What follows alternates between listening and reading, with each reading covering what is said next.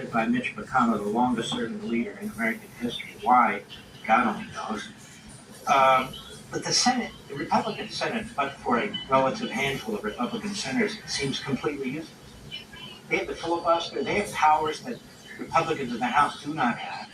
They refuse to use it, whether it's spending, whether it's the border, whether it's defending the state of Israel. I see nothing going on in the U.S. Senate to stand up against Biden and Lincoln. But what is going on with the Republicans? And the only time we actually hear them speak is when they're trashing Donald Trump. Yeah, Senate Republicans are part of the captured class. They're part of the uniparty. They're not all of them. There are a few good ones. You have them on your show, Mark. We know who they are. But otherwise, they're far more happy dealing with Democrats and running up the national debt and playing inside beltway games than they are putting the country first and putting a stake in the ground for what they believe in. Because a lot of these folks are compromised one way or the other by lobbyists, by foreign countries, by their special interests, by their donors, by people that tell them which way they need to maneuver to stay relevant. And as a result, they don't put the country first. This is Donald Trump's Republican Party. There's no other way to put it. There's no other way to see it. There's no other way to legislate on it.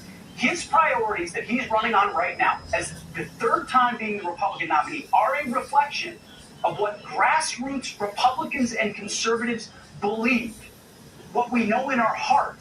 This is not a flirtation or a moment or a flourish or a rebellion. This is the core of what the Republican Party represents. The belief in strong borders, the belief in law and order, the belief in winning the wars we fight and not fighting them endlessly. And you go on and on and on, and all the basics. Somehow Washington, D.C. can't get that message, Mark. Somehow congressional leaders don't understand. You know, it's very interesting, Pete. MAGA Republicans, they never say what MAGA stands for. Make America great again. That's so extreme, that's so radical. Make America great again. Because they don't love America.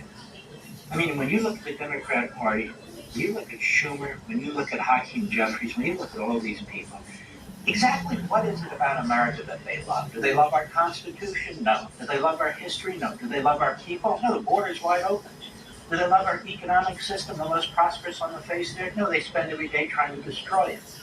They don't even like the combustion engine. They don't even like progress, industrial progress, the inventiveness of the American people. So what the hell is it that these people like about America? I don't know. What I know they love is control and power. And they will drive every grievance possible to get it. Meritocracies are not allowed to survive, Mark. That's part of the reason I wrote this book, and I know we're going to talk about it later, The War on Warriors. The Pentagon had to be captured. Had to be. Too much meritocracy. You can't have a bunch of normal men out there training to defeat enemies and then coming home and voting accordingly based on their love of country and their understanding of their relationship with God. No. We have to take that back, too. So we're going to crush the generals with political prerogatives and social justice nonsense that makes us worse because it's about control, Mark. No, they don't love freedom. They don't love the Declaration. They don't love the Constitution. They don't love the Bill of Rights. They don't love capitalism, freedom. You can't control freedom. Free people are pesky and difficult and messy, and it doesn't fit into the boxes of their spreadsheets and the way in which government's going to control. You remember Life of Julia? Like, that's the world they see. We're going to tell you what you're supposed to love and how you're supposed to operate. That's their view. I've often said if you want to fundamentally transform something, you can't love it.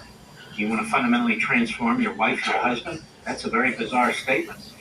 And I'm sick and tired of these Democrats using the flag to destroy the flag, using the Constitution to destroy the Constitution, and using liberty to destroy liberty, and then accuse others who are trying to stand up for them of doing exactly that. Pete Hegseth, thank you for your past service and your present service, and God bless you, buddy. Thank you, Mark.